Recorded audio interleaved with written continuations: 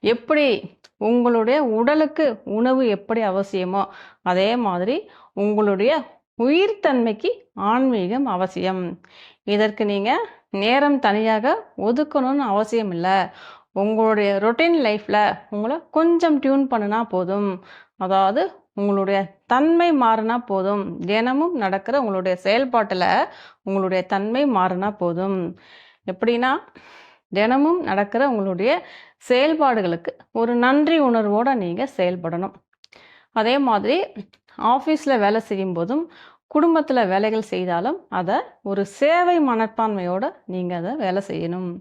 அதே மாதிரி சமுதாயத்தில எல்லாரையுமே வெறும் ஒரு உயிர்த்தன்மையா பார்க்கக்கூடிய உணர்வோட செயல்படணும். இதுதான் உங்களுடைய தன்மை மாறுனா போதும்.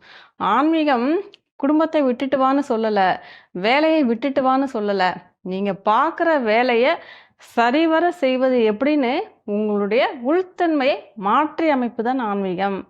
அதே மாதிரி உங்களுடைய குடும்பத்துடன் கொண்டாட்டமா, நிம்மதியா, சந்தோஷமா, ஒற்றுமையோடு எப்படி வாழ்வது அப்படிங்கிறது ஒரு உள்தன்மையை மாற்றி அமைப்பது தான் ஆன்மீகம்.